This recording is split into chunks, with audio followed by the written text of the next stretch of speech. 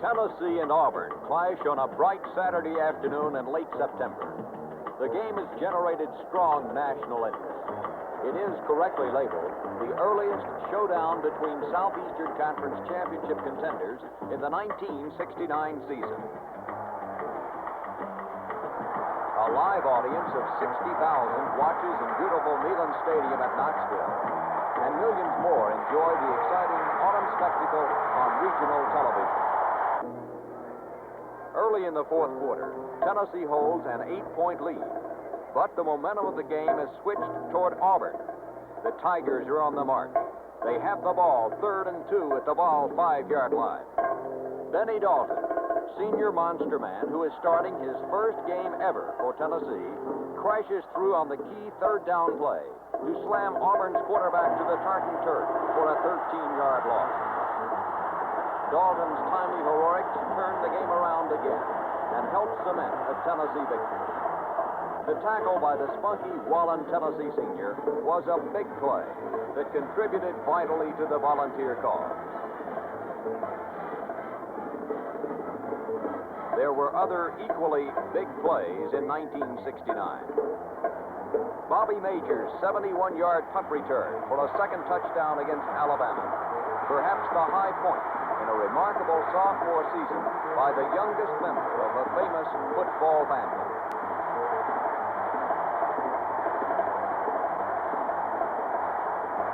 Mike Jones' pass interception, setting up a touchdown that enabled the Vols to take a 14-3 halftime lead into the dressing room at Georgia.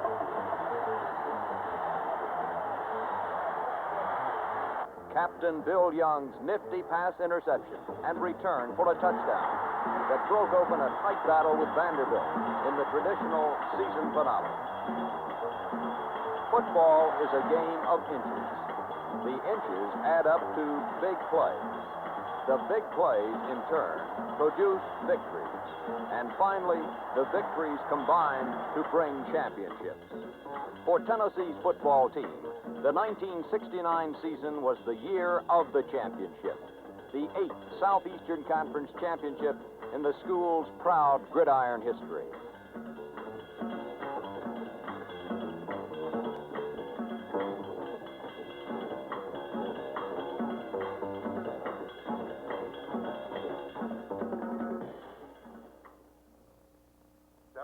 Each year to give the seniors a nice piece of luggage. The annual football banquet, always a festive occasion, but especially merry for a group of volunteers who will always remember 1969 as the season of their Southeastern Conference championship. And we appreciate being here tonight to give you these awards. Thank you very much. I'm particularly proud that we can have such a banquet in honor of the 1969 football team. This is certainly held in your honor, and you've accomplished many things. The most important thing I think you've accomplished is represented right here in this trophy, the Southeastern Conference Championship Trophy. It represents long hours of dedication. The thing that this trophy represents to you and to me and to everybody is the fact that you're the best in the Southeastern Conference. A lot of things went in to you being able to say, to call this your trophy and to have your name written on there, as is all the letterman's name written on that trophy. It took a lot of motivation. It took people that set their goals high and believed that they could accomplish those goals. It took people who prepared themselves mentally, physically, and spiritually to get that job done. But in the final analysis, it took people that could rise to the occasion to get the job done and to win the game. Now, the football banquet is certainly held in honor of the whole team, but it's also held especially, I think, to recognize the seniors and to give one last, maybe thank you or pay one last tribute to the guys who have served as leaders on the team. I think we've been very fortunate to have a great group of seniors. Matter of fact, not many seniors anywhere else in the country can say that they have been a part of a team that has won the Southeastern Conference Championship 2 out of the last 3 years. that they have played on the winningest team in college football for the last 5 years. They've been part of a team that has won 8 or more games for 5 years in a row. Nobody else in the country at any banquet can say that in major college. I think that's quite a tribute to these young men. They've played in 3 bowl games while they were here. They never lost to Alabama. To these seniors, I'd just like to say, gentlemen, I genuinely thank you for the contribution that you've made to the University of Tennessee. You have done a wonderful job since you've been here. You've been a winner since you've been here at the University of Tennessee, and I know that when you leave the university that you'll continue to be a winner out in your community and make this country a better place to live. And it's a real pleasure to have been associated with you. Thank you. Ball captain Bill Young of Knoxville offers some indication of what it means to be a part of Tennessee's winning tradition. But it's hard to express what it does mean to us, I think, to play football at the University of Tennessee. I remember when I was in high school, I didn't have a big choice where I'd go to school, but there was never any doubt I would come to the University of Tennessee, and I've not been disappointed since I've been here.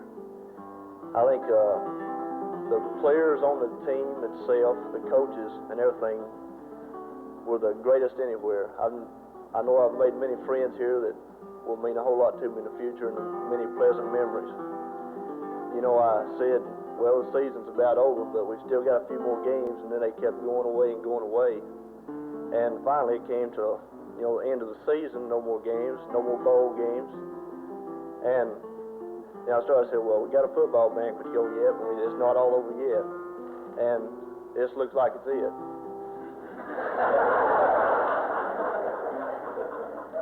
And I'm sure most other seniors feel as I do. Excuse me a second.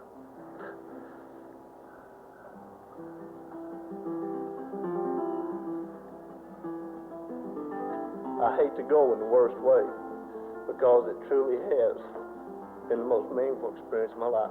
Thank you.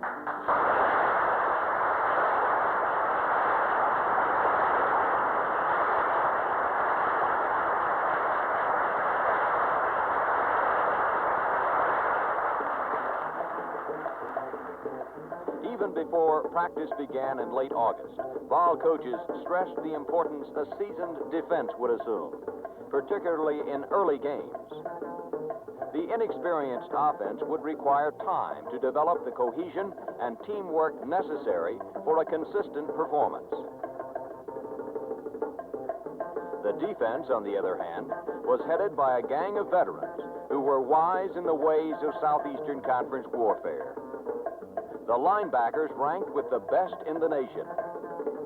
Steve Kiner and Jack Reynolds, both of whom were to be honored as first-team All-Americas, typified the spirit of the defensive unit.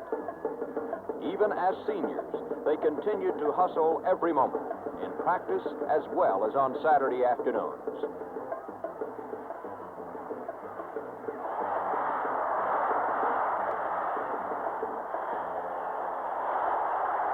Senior tackles Steve Carroll and Frank Yanessi, and ends Vic Dingus and James Woody applied stern pressure to the opposing backfield.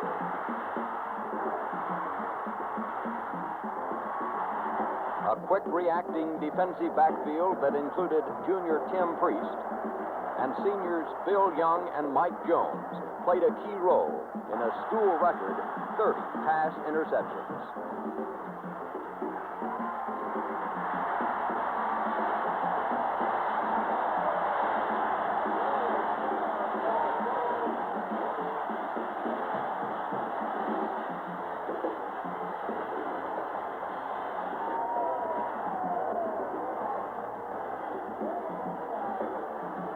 Benny Dalton stepped in at the demanding monster position and brought to the job cunning and skills that enabled him to rank with the best men ever to hold that job at Tennessee.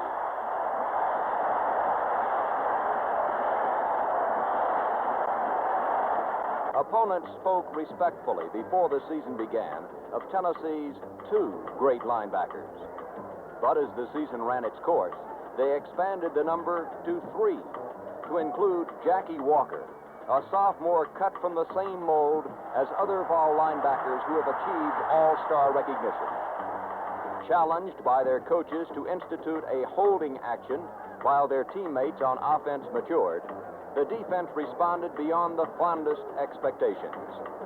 In the first 5 games, they produced 16 plays, which led directly to a Tennessee score.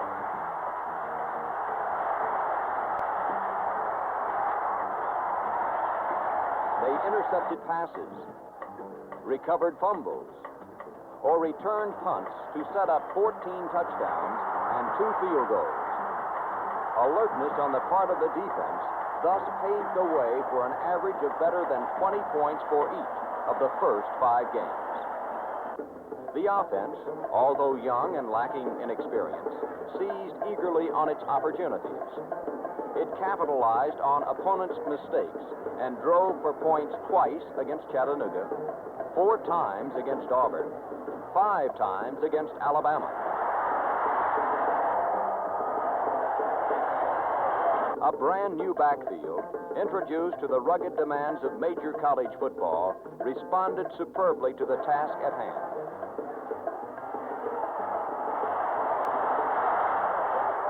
Quarterback Bobby Scott passed accurately, long or short. And when the occasion called for it, he ran the ball with determination.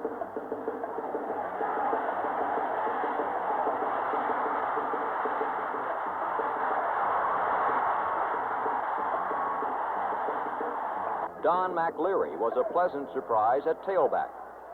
Seldom played as a sophomore, the junior from Jackson became a fine all-round back, delivering his blocks with as much gusto as he showed in running the football. Speedy Lester McLean at wingback was a constant threat on the receiving end of the bomb. Here we see the Nashville junior against Memphis State, latching on to a touchdown pass from Bobby Scott that covered 82 yards, a school record. Tennessee's multiple T attack was powered by Kurt Watson, who many observers expect to become the greatest runner in Vol history. Speed, balance, power, quickness.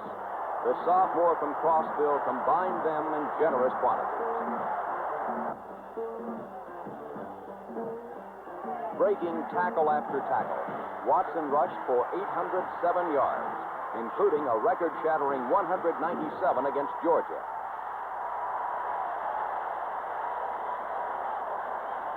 He was first-team All-SEC and landed a first-team berth on the All-America sophomore team. Veteran ends exercised a stabilizing influence on the offense.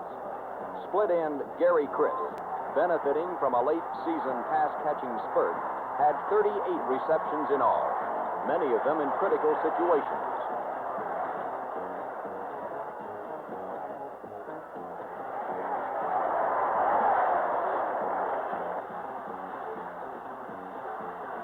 Tight end Ken DeLong, brother of former All-America lineman Steve DeLong, was a sure-handed receiver who ran up a string of 23 straight games in which he caught at least 1 pass. Across the line of scrimmage, blocking was frequently devastating, as sophomores and juniors mastered their assignments in the intricate Tennessee system. Tackles Steve Robinson and Joe Balford, guards Chip Kell and Don Denbo, and center Mike Bevins opened holes through which Watson, McLeary, and other Vol backs blasted goalward. Kell, a 246-pound bruiser who is possibly the strongest man ever to wear the orange and white, became in his junior year a consensus All-America and winner of the Jacobs Trophy. A sound kicking game is an indispensable ingredient in a championship season. Herman Weaver, in his 3rd season as the Vol punter, averaged 41 yards a kick and frequently left Tennessee opponents bottled up in precarious straits. Place kicker George Hunt, who has 2 more years ahead of him, was a gem of consistency. He made good on 10 of 13 field goal attempts and connected on 35 of 38 extra point kicks. With 65 points to his credit, Hunt was Tennessee's leading scorer.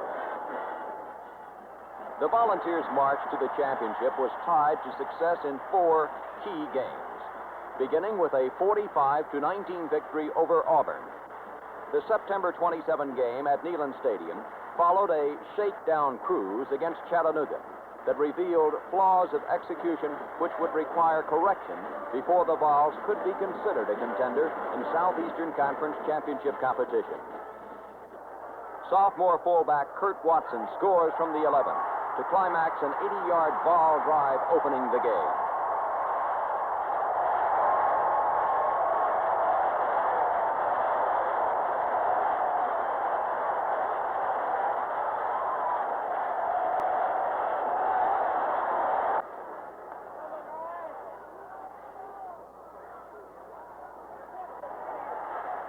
Halfback Mike Jones intercepts an Auburn pass and returns it to the Auburn 15.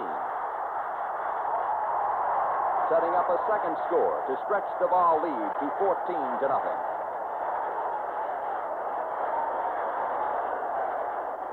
Auburn's John Riley kicks a 56-yard field goal for a new SEC record.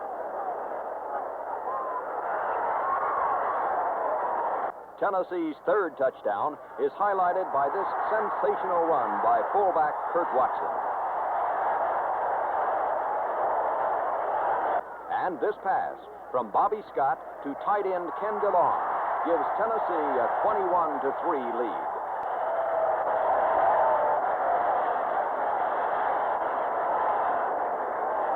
Tennessee fights off an Auburn comeback bid and ices the SEC victory with a 33-yard strike from Scott to Gary Chris.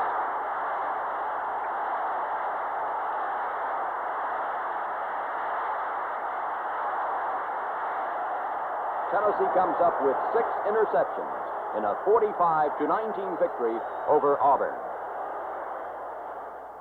Dixie's most hallowed football rivalry is Tennessee against Alabama. The immortality of some of the game's greatest heroes is tied to their performances in this storied series. A crowd of 70,000 at Birmingham's Legion Field, including 12,000 Tennesseans, watches the confrontation of the two traditional Southern powers. This is to be Tennessee's day.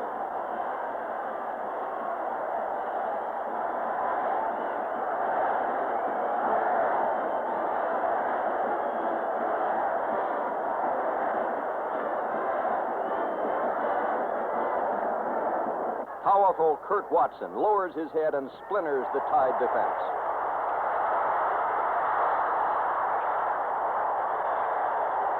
Tailback Don McLeary follows Watson's run with a nifty jaunt of his own, giving Alabama a sample of the Vols' outstanding 1-2 running punch. Tennessee hits the scoreboard on a pass from Bobby Scott to dependable wide receiver Gary Chris.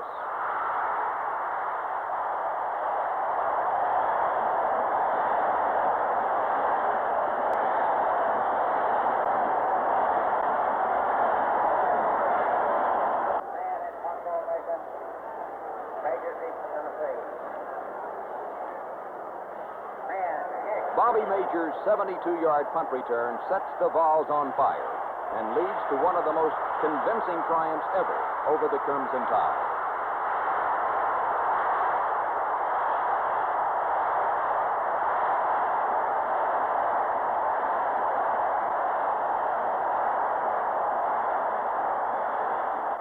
Vicious defensive play by Steve Kiner, who was named National Lineman of the Week, contributes as much to the victory as the smoothly functioning offense.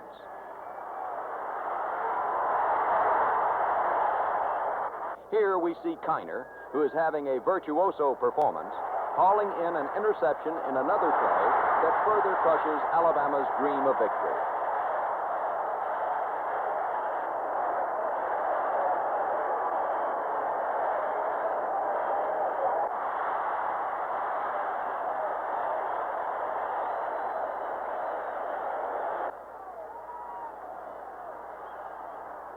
The quickness of Jackie Walker is apparent in this mid-air steal of a fumble and subsequent return for still another ball touchdown. A brilliant performance, both offensively and defensively, gives Tennessee a 41-14 victory over the Crimson Tide.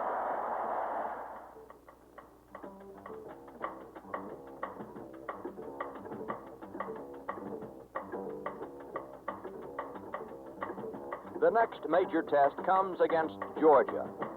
The Vols not only must face the team that is picked to win the Southeastern Conference Championship, but must also overcome the disadvantage of playing between the hedges, as they say of Athens Sanford Stadium. Georgia had not lost a home game since 1965, and there's a strong tradition that visitors shall return home their heads bowed in defeat. But such is not to be the case on this dreary November Saturday in 1969. After a Vol fumble at the 10, Jim McCullough puts the Bulldogs ahead with a 22-yard field goal in the first quarter. Vol fullback Kurt Watson breaks a tackle and gets clear for 49 yards.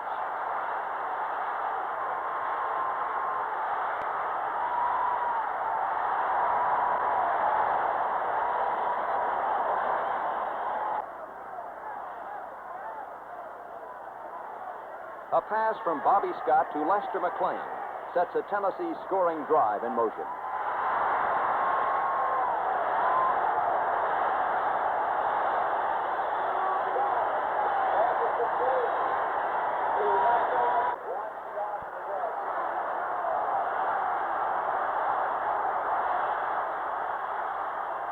Don McLeary scores from the 1 with 4.5 minutes left in the half to climax a 66-yard drive and put Tennessee on top, 7-3.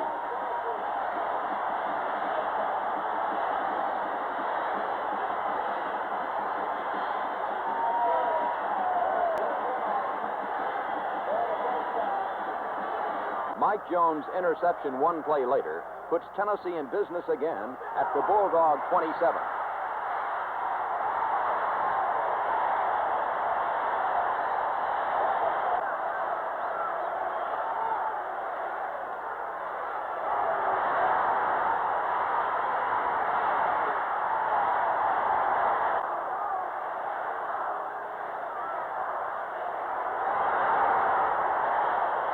After two nifty runs by Watson and McLeary, Watson scores from the 3, and Tennessee leads 14-3. The third quarter includes some spectacular defensive play by the fired-up Vols, such as this play that forced a Georgia punt.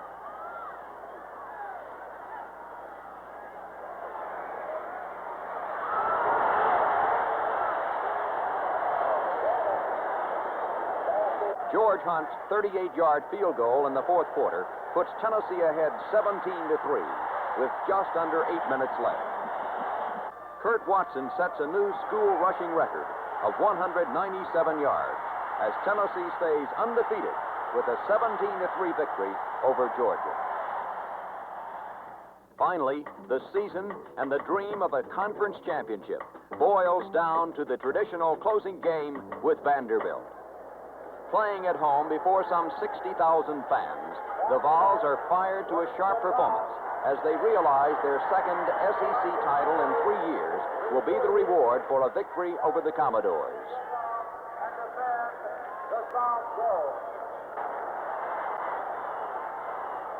Lester McLean races into the end zone, turns, and takes a perfectly thrown pass from Bobby Scott as UT moves out to a 7-0 lead.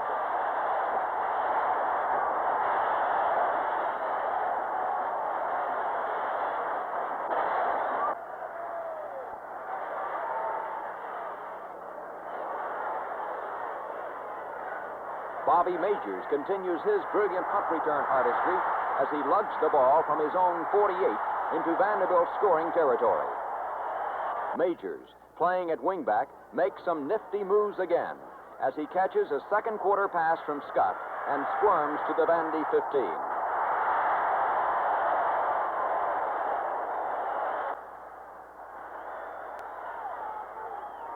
This 72-yard scoring drive was climaxed by Bobby Scott's sprint into the end zone. The key play of the game is this pass interception and return for a touchdown by safety Bill Young. From this point, the Vols are in command of the situation.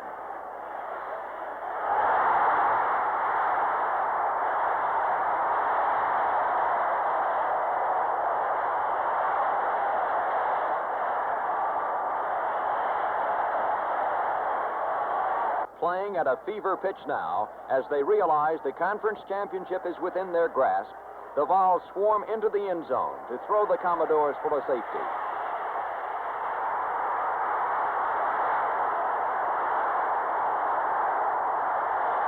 Tennessee's terrific sophomore runner, Kurt Watson, puts on a burst of speed as he sweeps in for another Vol touchdown.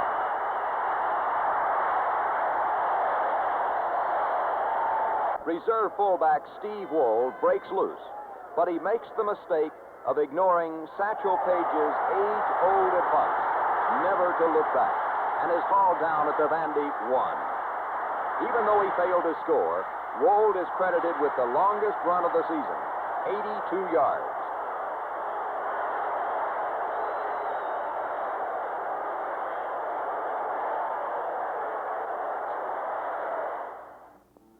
And now, Bill Battle, new head coach of the Volunteers, talks about the winning tradition at Tennessee. It is a great challenge and opportunity for me to have been entrusted with the leadership of the University of Tennessee football program. It is my goal and the goal of our coaching staff to maintain the rich tradition of Tennessee football that was set in motion more than 40 years ago by General Robert R. Nealon. I would like to assure any young man who is making the decision of which college to attend that the University of Tennessee will offer him unlimited opportunities in the classroom, on the football field, and in his career after graduation. I'm looking forward with great anticipation to the future of our Tennessee football program.